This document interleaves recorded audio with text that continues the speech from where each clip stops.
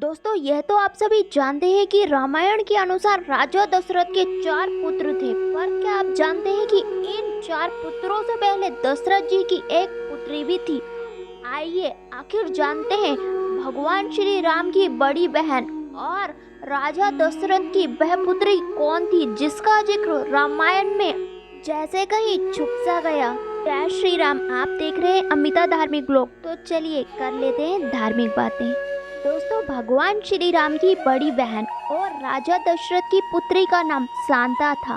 कहा जाता है कि शांता इतनी बुद्धिमान थी कि इनके आगे बड़े बड़े बुद्धिमान भी घुटने टेक देते थे।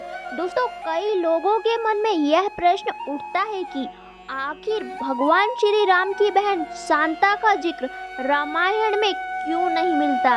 यदि मिलता है तो इतना कम ही क्यों मिलता है? इसके पीछे का सबसे बड़ा कारण जानने के लिए वीडियो को अंत तक जरूर देखिएगा। केवल एक पुत्री शांता के बाद राजा दशरथ की कोई भी संतान नहीं थी। वे एक पुत्र चाहते थे जो उनके राजवंश को आगे बढ़ाए।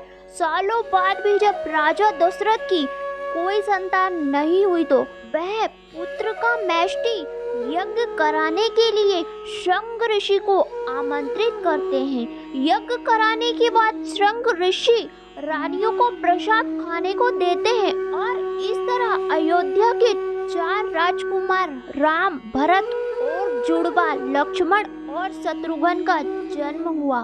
दोस्तों, इस यज्ञ के बाद दक्षिणा के रूप में श्रृंग ऋषि ने राजा दशरथ की पुत्री शांता को मांगकर वहां मौजूद सभी लोगों को चौंका दिया। कहा जाता है कि न चाहते हुए भी राजा दशरथ ने अपनी पुत्री शांता को श्रृंग ऋषि को सौंप दिया और श्रृंग ऋषि से विवाह के बाद वे अंग देश की राजकुमारी बन गई। दोस्तों, क्या आप जानते हैं प्रयागराज के श्रृंगवेरपुर धाम में स्थित श्रृंगी ऋषि और भगवान श्री राम की बड़ी बहन माता शांता के इस मंदिर में आज भी लोग संतान प्राप्ति की कामना लेकर पहुंचते हैं।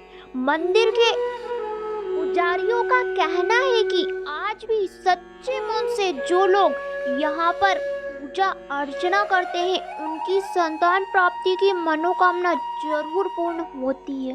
संतान प्राप्ति की कामना के साथ जो भी भक्त मंदिर में आते हैं उन्हें श्रृंगी ऋषि और माता शांता के आशीर्वाद से संतान प्राप्ति होती है।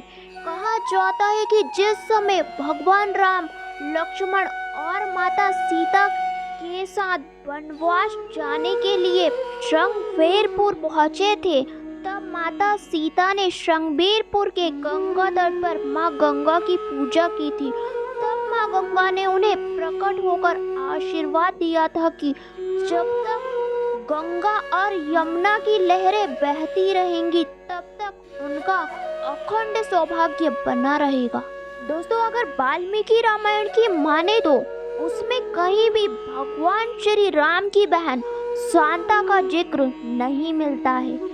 इसका सबसे बड़ा कारण यह है कि शांता को बचपन में ही गोद दे दिया था और वह अयोध्या छोड़कर अंग देश चली गई थी।